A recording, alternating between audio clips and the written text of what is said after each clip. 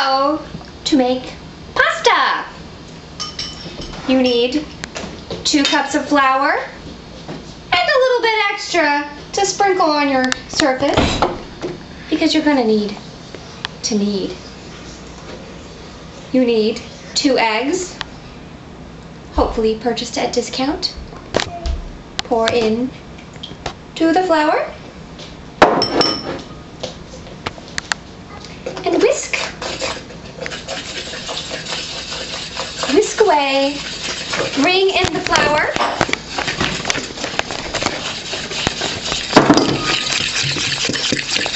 Gradually add the flour. You don't want any lumps, because that's not good. Lumps are bad.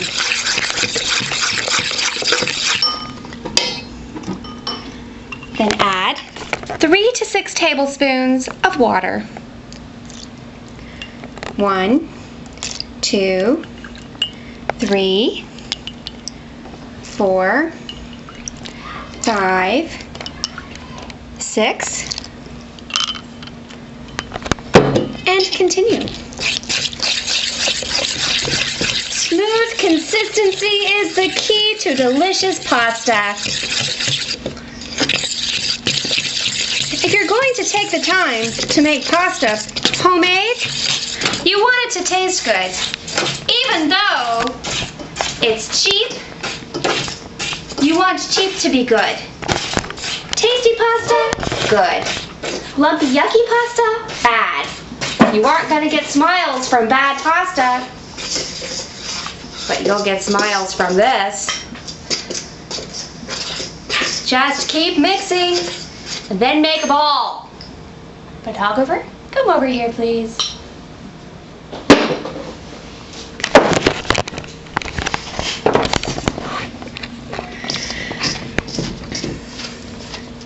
You need to make a little ball. It's kind of like Play-Doh, except it has eggs instead of salt. I didn't put any salt in this. You want to make a nice lump, but you don't want lumps. Make a nice ball, and then you're going to have to knead it. I went to somebody's house and they made homemade pasta in their pasta maker. Actually, I think they made it in their food processor, and they didn't knead it, and it tasted really gross, but I didn't say anything because that's not nice. I said it was the best because that's what you're supposed to do when you're nice. I don't know. Look what you're doing. Pay attention. Cameraman, in the bowl. Are you getting the knead? Now back away so that the people can see how to knead. It's very important to knead properly. Kneading makes food taste really good. Let me stop here. Sure. Closely.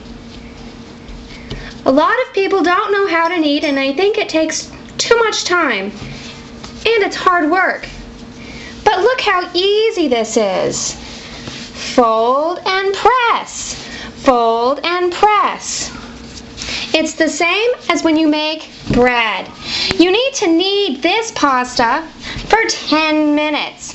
Although you don't have to sit here and watch me do it for 10 minutes. With the magic of technology, in an instant, this will be done. Cut. This is what the finished project should look like after you've been kneading for about 10 minutes. You can still knead for a little bit longer. You want a nice, smooth consistency. And sometimes the going can get a little tough. Dough can be very hard.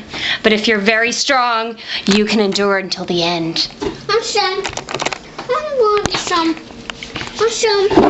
Want some? Must keep kneading. Must keep kneading. Want some dough. Want some dough. All right. Are you ready? Okay. This dough has been sitting here for about 20 minutes. When the dough has been resting for 20 minutes, it is time to separate.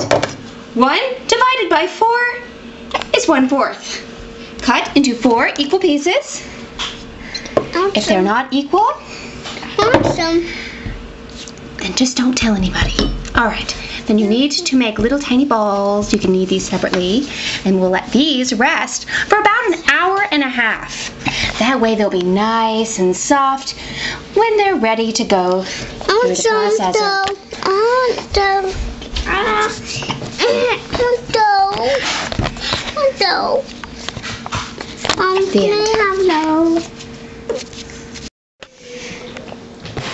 How to roll out your pasta.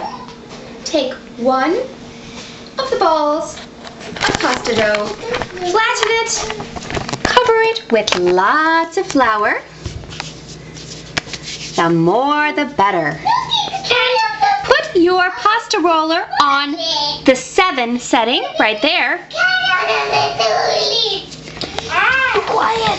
And roll away. Roll, roll, roll your pasta. And then we are going to turn it to the 5 setting. Sprinkle heavily with flour on both sides. Press, put it back in, like so. You need to move the camera back, please. Thank you. Put your setting on 3.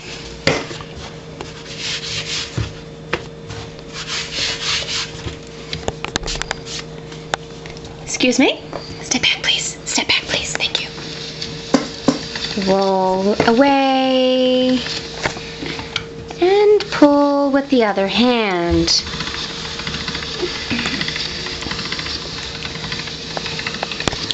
Lastly, you put it on the 1 and make sure it locks, because if it doesn't lock, it's going to ruin your pasta dough. And you're going to be very sad that you've spent all that time and ruined your pasta. And you make sure you put lots and lots of flour on it, because if it doesn't have enough flour, it will stick. And sticking is bad. All right. Excuse me, please. Now, this is the last rolling that we will do. Here we go. Roll, roll. You want to make sure that you don't have a nice big lump in the middle. Lumps in the middle are bad. They make for funky looking pasta, and funky looking pasta is not good.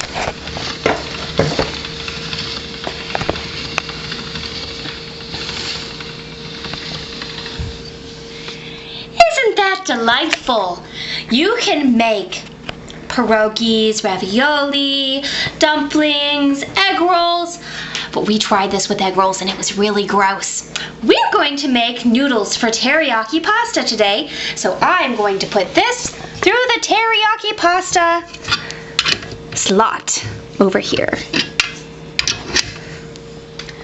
Dust heavily with flour.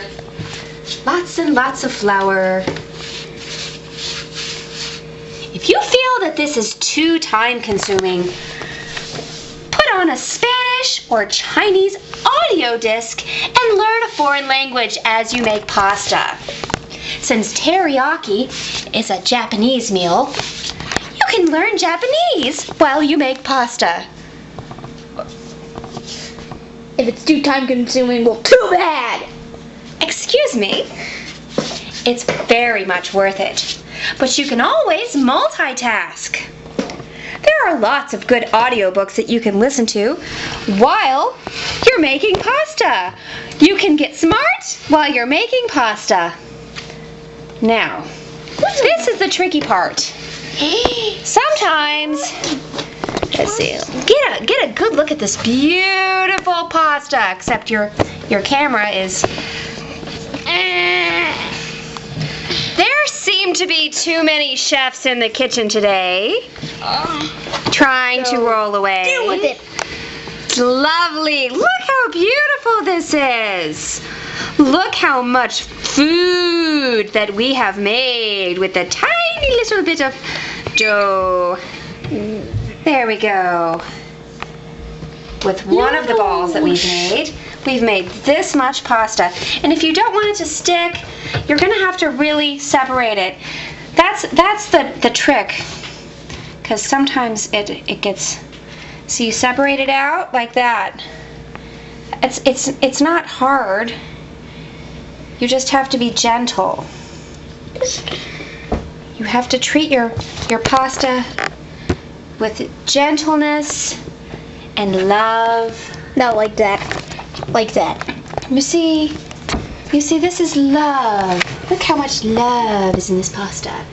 Separate it all out. It does take a while. Sometimes we learn Mandarin when we make pasta. Sometimes we learn Spanish when we make pasta. And sometimes we learn nothing. And sometimes we listen to the Misfits or the Ramones. But if you don't like that kind of music, you can listen to whatever you want and have a great time while you're doing this. It's more fun than a vacation, and it's less expensive.